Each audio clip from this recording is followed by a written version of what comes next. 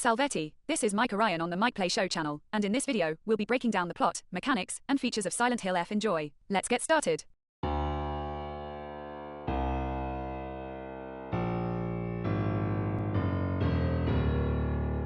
Before discussing the plot of this game series, it's important to review the core and new mechanics and answer the most important question. Is this game worth buying? If you like the Silent Hill series, the answer is obvious. Definitely buy it. You'll love this game, as all the core elements you encountered in the second game will be exactly the same. The only difference is the combat system, which has been completely redesigned. Now, instead of firearms, the main character will use melee weapons. A small change is the addition of a stamina bar. Yes, in the second game, the character could also get tired, but here it plays a huge role. By spending stamina, you can dodge, attack, and block. There's a huge variety of melee weapons, axes, knives, baseball bats, and even katanas. Another important difference is the presence of focus, which is used at the cost of sanity. Using focus, you can inflict more serious damage on your opponent. The only thing that might be off-putting about this series is that it will be, as a friend put it, Japanese IZED. This manifests itself in various ways. It will feature Japanese Shinto gods and various historical folklore elements from the country. Some Japanese game characteristics will be overdone. The main character might look like an anime character with a werewolf's arm. Typical of Asian games, various fighting games and characters will often shout excessively, display exaggerated emotions, or show no emotion at all, which is reminiscent of Japanese society. Unlike Silent Hill 2 Remake, the game isn't that long, finishing in just 8 hours. I'm used to that, especially when I played Resident Evil, which was also 8 hours long. Longer games, 14 to 18 hours, feel excessive to me. There were moments that left me tired, but not as many as in the second game. You can simply run past enemies without engaging them, whereas in the remake, the game forced you to kill every monster. In Silent Hill F, this only happened in certain cases. Another interesting feature characteristic of Silent Hill is the puzzles. They're fairly straightforward, but you can choose the difficulty level, from easy to extremely difficult. I played on the hard difficulty level, so many of the puzzles were easy to solve. Some looked more difficult but were actually easier. For example, the box puzzle, you simply had to match the fruits. I searched for a more complex context by trying to match the notes. I also really enjoyed the scarecrow-related puzzles. They were interesting and conveyed the main character's feelings. The moving scarecrow also reminded me of the movie about the scarecrow in the cornfield, a very nice reference. The moving scarecrow really scared me and made me think faster.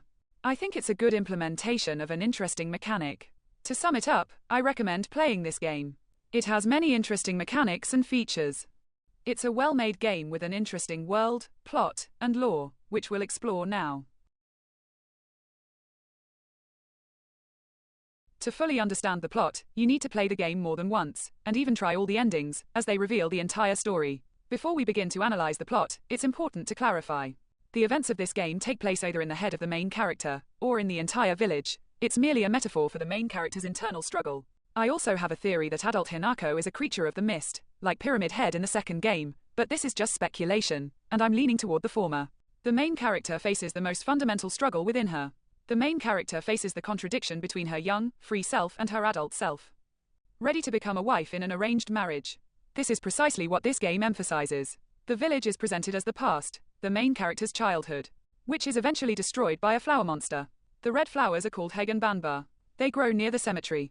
They symbolize the crumbling childhood world and the tragic fate of the heroine, who ruins her own destiny so that her father can pay off his debts. This flower monster is herself, her adult self, who gets married, shattering her childhood dreams, and separates from her friends, metaphorically destroying them. Because of this, the city collapses, turning into a flowery pulp.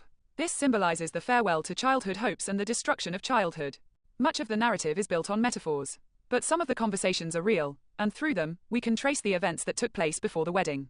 Now let's talk about the main character and the characters themselves. The main character's name is Hinako, an ordinary girl with a beautiful appearance, of course, in the village, you know. She's just a beauty compared to the others. She's a tomboy and often plays with boys, not girls. She has a sister, Junko, a friend, Shu, and 2 friends, Sakuko and Rinko. Her sister got married and left home. The main character and her friends are friends and live a normal school life. Amidst their relationship, a love triangle develops. Shu is in love with Hinako, and Rinko is in love with Shu, and Hinako herself is in love with Shu. But she suppresses her emotions and doesn't want to betray her friend, giving in to Shu. There are hints of a deeper relationship, and they will constantly appear in the game. Rinko is jealous and even wishes for Hinako's death, constantly scattering cranes, wishing for the protagonist to leave the village or die. As the game progresses, the protagonist encounters these notes. What happens in the game itself? Almost until the end, symbolism, metaphors, and real memories will be intertwined through the protagonist's experiences. At the beginning of the game, Hinako leaves the house after a fight with her parents. She sees her sister, but we don't see her face at first. Later, we learn that her face is hidden by an owl mask. The protagonist goes into town and meets her friend Sakuko. Sakuko calls her a traitor. This is symbolism. When Hinako gets married, she breaks a promise she made. She promised Sakuko that they would always be together, but she's getting married and they'll never be friends again. Perhaps Sakuko told Hinako this to her face before the wedding. Hinako meets with Shu, and he gives her some pills that help her cope with the stress caused by her arguments with her parents. Shu tells her he's ready to support her, no matter what she chooses. Remember these pills, they're important. Hinako tells him that if he has nothing to say to her, then neither does she. This hints at the feelings they're hiding from each other. Shu was cowardly and didn't stop Hinako from getting married. And she, too, was cowardly by not expressing her true feelings. Then her friends Sakuko and Rinko approach. They're obviously saying goodbye to her, as they're not just trying to repay her debt and the items they borrowed from her right now. This may be their last meeting before Hinako's wedding, when she leaves them forever. This event was real, but as I said earlier, they appear alongside metaphors and symbolism that are intertwined with real memories. Suddenly, a flower monster attacks them and kills Sakuko. The monster is Hinako herself, who is getting married. In reality, the characters don't die. It's a metaphor. Hinako's tragic marriage, which destroys old ties with friends. Then the characters escape the monster. The heroine finds her friend's corpse. She buries her. This is also a metaphor. Sakuko is the first friend she lost before the wedding. After her friend's funeral, Hinako, in a fit of rage, beats the monsters, loses consciousness, and ends up in a parallel world. This is the world of the adult Hinako, who then destroys her free-spirited youthful self. A boy in a fox mask brings her back to her senses. The fox is also a metaphor. In Japanese mythology, foxes are supernatural creatures called kitsune. They transform into beautiful men and women to seduce and deceive people. In the game's context, Fox is trying to lure her into marriage. As she progresses through the world, the heroine will often see a childish doll, who warns Hinako that Fox is deceiving her. In reality, he isn't deceiving her. The warning symbolizes the impossibility of returning to the child's world after marriage. After solving the puzzles, the adult Hinako opens the gate and loses consciousness again. Young Hinako awakens in the world of childhood dreams. Shu is glad she's awake and praises her for being very strong and never giving up. Hinako informs him of Sakuko's death. Shu admits that even if everyone died, he'd still be glad to have a partner like her. She makes it clear that he needs to be with Rinko, not her.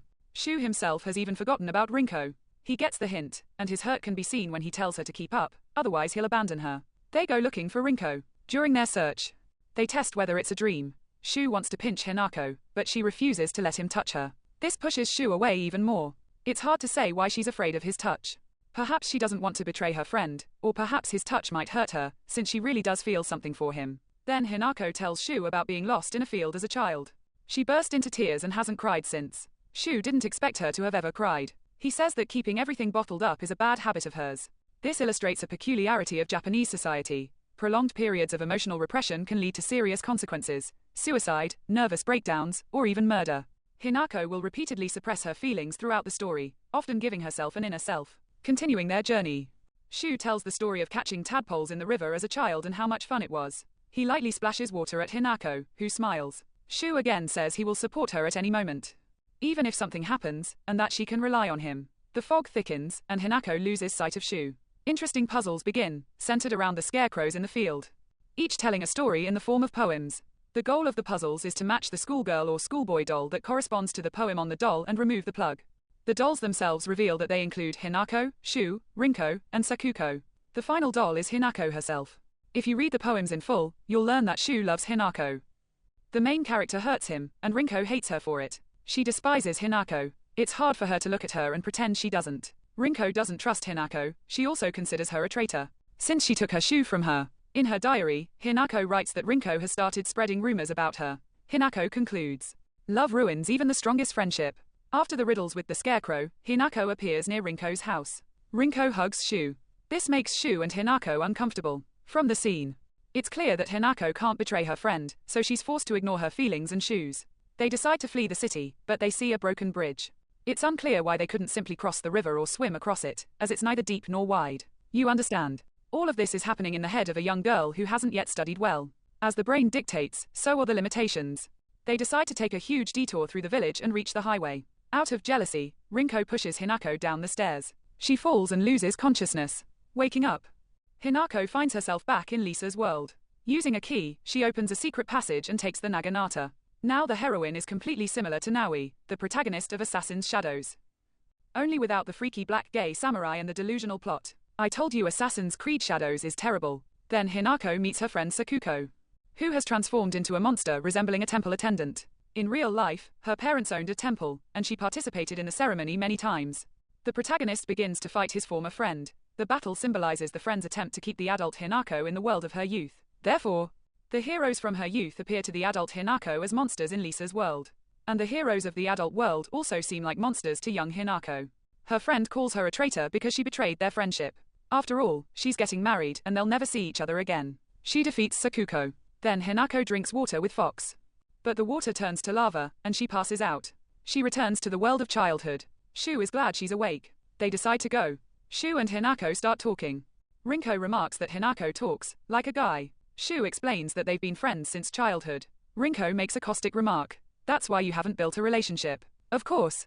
This hurts Hinako. Hinako catches up with her friends again and eavesdrops on them. They believe Hinako is dead, hinting at either physical death or the death of her innocent, girlish nature. They reach the school and discover a locked door leading to the highway, deciding to find the key. They enter the school. Hinako goes to look for the key, while Shu and Rinko stay in the classroom to rest. Upon entering her classroom, she encounters her masked ghost sister.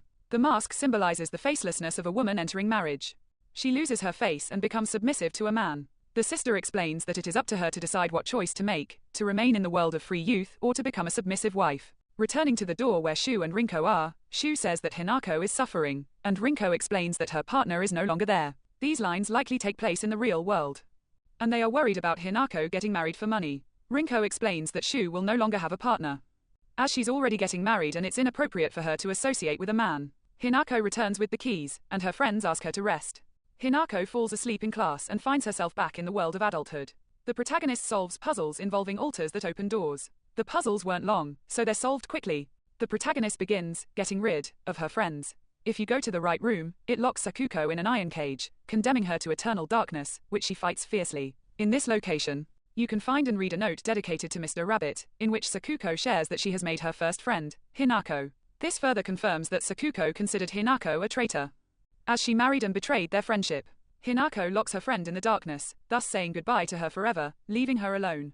Darkness is a metaphor for loneliness. Hinako then opens the door where Rinko is in a wooden cage over lava. There, a secret diary is discovered, in which Rinko expresses her deep love for Shu. Hinako solves all the puzzles and activates the mechanism, burning her friend in lava, symbolizing her farewell to the image of childhood friendship. At the moment of her death, Rinko also calls Hinako a traitor for deceiving her and causing Shu pain. The heroine takes the last key and opens the final room containing Shu's items. Some items are missing. She finds a comic book and a picture of herself as a child. All of these items were important to him. This further confirms Shu's feelings for Hinako. I doubt you keep photos or drawings of your friends. The protagonist collects all the items and opens the door. In the new room, she sees Shu hanging from a chain. Shu says he will accept any choice his partner makes, hinting that he is ready to be by her side even if she marries and forgets her friends. Hinako bids him farewell, destroying the image of her past, and continues on her path to marriage. It must be understood that this adult Hinako, for her, these friends are just a hindrance. She is cold-blooded, and that is why she deals with him so easily. Hinako encounters Fox again, loses consciousness, and finds herself in a world of childhood dreams. Hinako realizes that her friends have left without her. From her diary entries, it is clear that she exists in two states: the usual Hinako, a young, free woman, and a second, adult version, which attempts to take over her former body and destiny. A monster appears. She runs from the monster, which is herself, her adult self, destroying the small world of childhood dreams. We don't see the monster because the adult Hinako hasn't yet undergone the transformation rituals and hasn't yet incarnated into the world of young Hinako. After this, a note can be found about a flower, which is a divine flower that allows communication with spirits. This confirms the theory that the world is imaginary or exists on the border between the living and the dead, and Hinako is at a crossroads. The monster tries to catch Hinako again, but is unable to do so. Tori's gate blocks the way. The protagonist finds a note in Shu's garage about Hinako's drug addiction. Shu is concerned that she takes her pills too often and suggests alternative medications. Shu wants to listen to all her problems, as it is his duty as her partner. The letter reveals a misunderstanding. Shu interprets his feelings as friendship, although in reality it is more.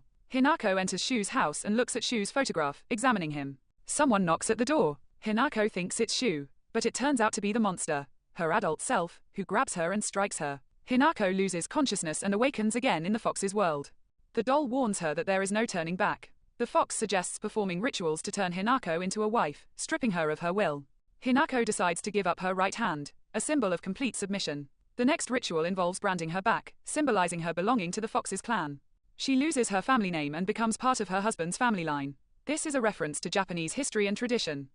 If you examine the location carefully, you'll notice a letter from a woman, confessing that she hasn't seen someone for several years, and that he reads her like an open book. I believe this is a reference to the mythology of Shinto gods, which relates to foxes disguised as beautiful men or women to seduce travelers. This is one of their victims. The final, third rite before marriage is the removal of one's face. Hinako cuts out her own face and replaces it with a fox mask. Her fiancé is a fox. In this way, she loses her identity, becoming completely subservient to her future husband. In the future, when we see Hinako's sister, she too will wear an owl mask, becoming depersonalized. Hinako declares that she can no longer and does not want to marry, but the fox continues to insist and reassures her, promising no more suffering and pain, luring her into the trap of marriage. Hinako and Liz eventually approach the altar for the wedding, but the master of ceremonies unexpectedly transforms into Rinko. Rinko tries to stop the process, preventing Hinako from becoming a woman, meaning she wants her to remain in the world of childhood and joy. Ultimately, Hinako wins, and after the battle, she loses consciousness. If you look closely at Hinako's face, after she puts on the mask, you can see that only her right eye is bleeding. This is because the right side of the face symbolizes the adult female essence, and the left side symbolizes the childish essence, so the left eye does not bleed. The bleeding is from the right eye, which represents the inner pain caused by self-betrayal. Then Hinako awakens again in the world of childhood dreams. Hinako picks up the phone and hears her mother's voice. Then she sees her sister, faceless and wearing an owl mask. For Hinako, her married sister is nothing more and nothing less than a faceless being, devoid of will and feelings. This is evident throughout the story. She has no face, replaced by an ugly mask. Her skin is pale, emphasizing the tragedy of her situation. The scars on her neck resemble the marks of a noose, a metaphor for the strangulation of marriage. Marriage, like a noose, strangles a woman. Hinako's sister explains that it's time for Hinako to make a choice, without listening to anyone, in order to remain in harmony with herself. The essence of opposites, yin and yang, is evident here. Hinako also understands that it's impossible to choose forever, and sooner or later she will have to make a final choice. Then the main character walks home and finds herself on a playground. There, she sees a memory in which she saves a boy named Katayuki from a fox. This boy will later turn out to be her fiancé. But I'm not sure. Perhaps he remembered this and fell in love with her. The protagonist then finds herself in her own home, but it's distorted by magical influence. There, she solves a series of puzzles and ends up in another room. Meanwhile, she experiences flashbacks about her family. Her father is a fisherman who once dreamed of becoming a chef. He saved up a large amount of money, took out a loan, and opened a restaurant, but the business failed, and he became heavily indebted. As a result, he began drinking and yelling at his wife. Hinako eventually indulges in another flashback, in which she scolds her father for being poor and for his entire family being poor because he's in debt. Because of this, she and even her sister are ridiculed for being poor. Then, entering her own room, she encounters her copy, who explains why she's running away from her. And soon, they will fight. As I assume. In this context, the girl who told her this is the adult part of her, the one getting married. The one we're currently playing as is merely her childish inner self, yearning to remain in the past. The main character is still contemplating and unsure what to choose, to refuse the fictitious arranged marriage or to accept her fate and get married. The adult part of her also says that she will kill her mother, her father, and even her friends. The evil version says what's so special about her Shu is that he doesn't see her as a woman, to him. She's just a partner. Young Hinako says she'll stop her. This is a kind of metaphor, that by marrying, she will also lose her parents, who will disown her and no longer invite her into their home. Since she has become part of a different family, taken a different surname, and become part of a different family. This speaks to the conservatism of this society. Finally, after a short conversation, she finds herself in the next room, where the corpses of her friends are already hanging. It's also a metaphor of sorts. She lost these friends, and her adult self got rid of them in this way.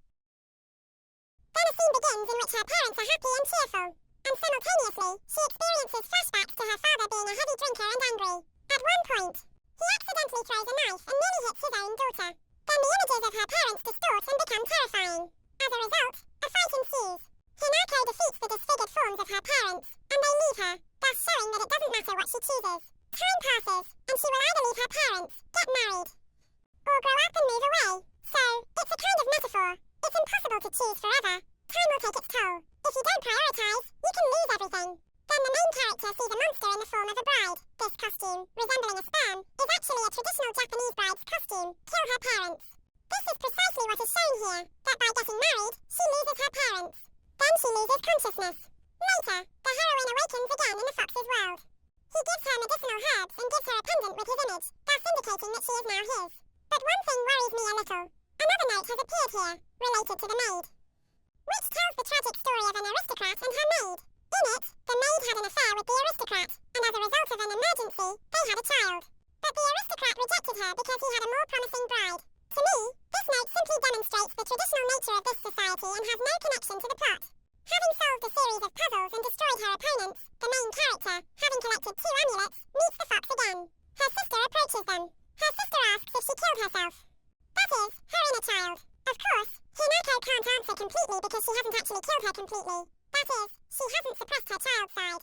The only thing I didn't quite understand was that her sister threatens to kill her if she doesn't kill her child side for him, meaning for the husband Himiko is marrying.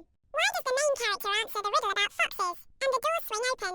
Together with the fox, they perform another ritual, inserting rings into a statue, thus cementing their union.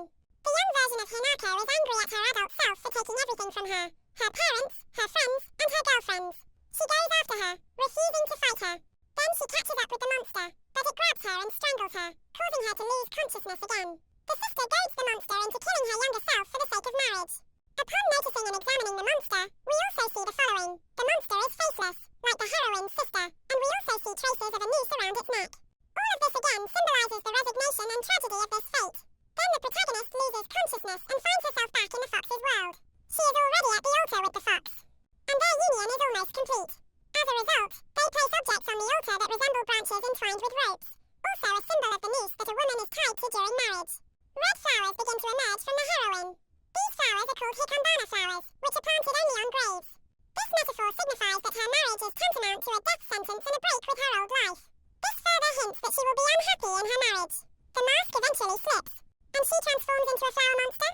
This monster eventually transforms into a monster bride, completely depersonalized. It was this monster that was chasing young Hinako.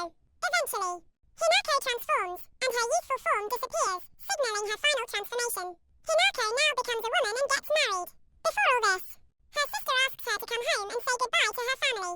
She arrives at their house. Her mother smiles, happy for her daughter, for she is finally getting married. A very important moment for any girl. Her father, however, sheds a tear and tells her not to return. Alas, he is a prisoner of old traditions and cannot let her back, even if she returns alone. She is already with another family. She will never return home. He also cannot look her in the eyes, for he forced her into an arranged marriage due to his own mistake and his debts. She bows to them one last time and gets rid of them. This symbolizes her renunciation of her past. Then, young Hinako awakens again in the temple. We also see the child's doll again, symbolizing childhood, and the doll asks Shimozu Hinako for help. This means that Hinako is now lost in thought. She doesn't understand who she really is. Her past world has been destroyed, and a woman has taken the place of young Hinako. Then Hinako goes to the temple again, and she can no longer handle the pressure society and her loved ones put on her. Hinako has a nervous breakdown. She meets her sister at the temple, and at that moment, Hinako starts popping pills to cope with the stress. We learn later what these pills are, and they play a very important role in the narrative. Eventually, her sister asks her what pills she's taking and why so many, and Hinako pushes her sister away. And I think when she pushed her away, she had a heart attack, because when she pushed her, she froze. So, perhaps she died from it. At the end, we hear that one of the women died of a heart attack. The main character is truly broken at this point. Her psyche is shattered. The entire reality around her has broken her fragile young mind, and she falls into a psychosis, destroying various offerings dedicated to her wedding. The pills have had an even greater effect on her mind. A battle between young Hinako and the Hinako women ensues, with young Hinako emerging victorious. But the battle isn't over. The protagonist then emerges from the temple, which has been distorted by various monsters. In reality, she truly begins to flee.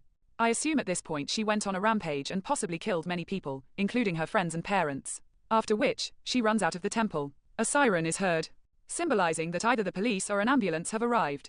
Meanwhile, she emerges from the temple, seeing her own adult self, with whom she continues to fight. This is how the game ends. This suggests that she was unable to cope with her inner experiences and is still tormented by them. This led to a nervous breakdown, and in turn, she went crazy and began killing those around her. The piece then ends with a song that tells the whole story. The main character was married off in a sham marriage, couldn't bear it, went on a rampage, and ran out of the temple. Then, After the song and subtitles, we see the next scene, which describes the police launching an investigation into the murders. A woman in her 20s, dressed in a wedding dress, committed a massacre in the temple and then killed 2 men, one of whom had a heart attack. It's hard to say who they were, perhaps just passers-by, or her father, a friend, or her future fiancé. Then we're led to the pills. But I'll be honest, the pills weren't the main cause of the heroine's psychosis. I suspect it's also because she was already stressed out. The arranged marriage finished her off, and the pills were merely the trigger. Also, her unsupportive family, her depersonalized sister, who only changed for the worse due to her marriage and became a nobody, unrequited love, and the loss of friends had a profound effect on the main character's psyche. I believe this is the canonical ending, since in other endings, the heroine remains in a foggy world the entire time. This suggests that these are merely branching paths necessary to expand the lore and understanding of the situation. As for the canonical ending, which we get during the first playthrough, the world at the end isn't foggy, and we know, the symbolism of the Silent Hill Nebula is always either a mystical or illusory world, that is, unreal. This work ends tragically, and only in this ending is the world without fog. Although you can inspire other endings as you wish. The authors haven't said where the canon is anyway. Now that we've covered the plot, we can discuss all the game's endings. Each ending further expands on the game's lore. There are 4 additional endings. Let's start with the fun ending involving UFOs. The first ending unlocks if you listen to all the radio recordings and find magazines dedicated to alien space wars. We saw the same ending in Silent Hill 2 Remake. The ending is presented in the form of a comic strip. It has no real meaning, only humor and various gags, like in some cheap UFO-related manga. The next 3 endings do have at least some meaning. They are structured in such a way that the main character has 3 options. Either she will be completely submissive to her new husband, or she will choose to remain in her youth, meaning she will forego the wedding and be with her best friend, or she will choose something in between. The third ending involves you choosing to marry the fox, and Shu confesses that he gave her special pills. They distort your perception of reality. He did this deliberately to prevent the wedding from happening, as he was worried about his friend. And, of course, he was in love with her. As a result, the protagonist fights the monster, manifested in Shu, and defeats him. Her friend reconciles with Hinako's decision, and the protagonist eventually gets married. Then, sometime later, we see her many years later. She's talking to her husband, and her face is lying on the steps. Screams of agony are heard. Therefore, she got married, her husband beats her, and she's unhappy in this marriage. Just like her mother and sister. But this world is foggy. Therefore, this only shows how her fate could have turned out if she had chosen a different path, but it's unrealistic. The next ending. If the protagonist rejects the marriage and chooses her friend. This time, she must fight a monster incarnate in the form of her future husband. This monster is represented by a 9-tailed fox, who, according to legend, seduced the emperor. Ultimately, the heroine defeats it, the fox accepts her choice, and she and her friend return to the Misty Village. Thus, the protagonist has not matured and remains in the same village. The radio announces seismic activity in the village and possible increased geyser activity. This means the village is ultimately doomed. It's possible this is a metaphor for her escaping the village with Shu, but there are no clear hints of this. This is also a rather sad fate. Because the protagonist has not grown up. Growing up always means change, for better or worse, and it's impossible to stand still. This suggests that the Misty Village is also a metaphor. And the protagonist still couldn't stay the same. There is another ending, which presents a completely different meaning and interpretation.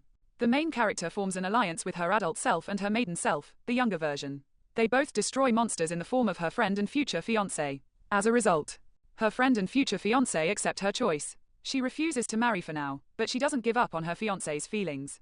She tells him she'll think about his decisions and also tells Shu that he should wait and that she should devote time to herself. In the future, they might be together.